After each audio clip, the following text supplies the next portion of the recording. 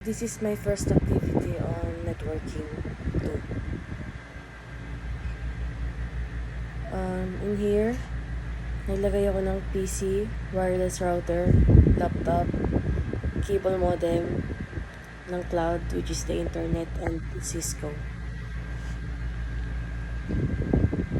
So, punta tayo sa config, rename lang natin yung ating wireless ng wireless router, tapos punta tayo setup.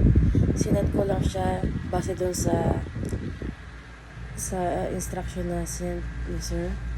Yan pong mga subnet, yung static DNS po.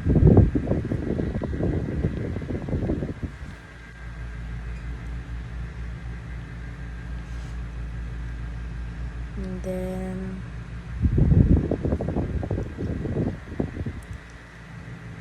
sa setup po, rename ko lang po yung network natin ng home network para po mabilis makita pag i-connect. Tapos punta po ng laptop, desktop, tapos PC wireless. Pinakita na po yung yung wireless po. Punta po sa connect para makita po yung home network na nilagay natin kanina.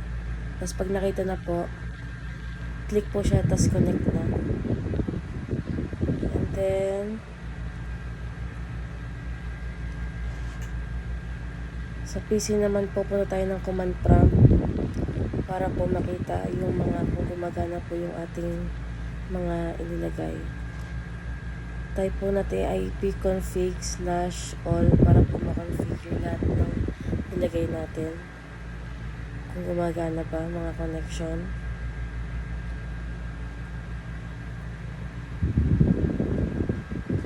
Ayan po.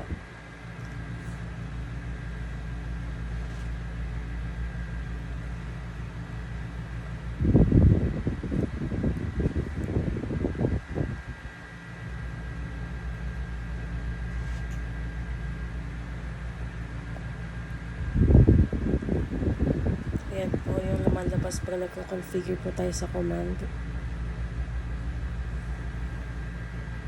Ito naman po sa activity 2, gumamit po ako ng 3 PC, 2 switch, 4 na server.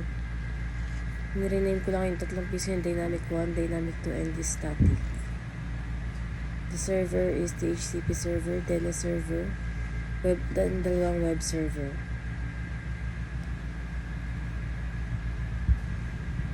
Tapos punta tayo sa desktop para ma-check kung gumagana ba yung ating ginawa. Para makuha yung ma-search natin yung kanilang mga ginamit na name. Ang ginamit ko po sa kanila yung kanilang IP address, which is 172.16.0.20. Dapat po pagka-enter, lumabas po dyan yung ginawa nating server. Ito po yung una, which is the TSRP's public web server, and the other one's the internal server.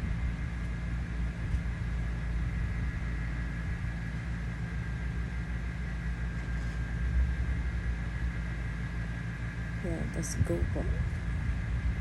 Yan po yung internal network.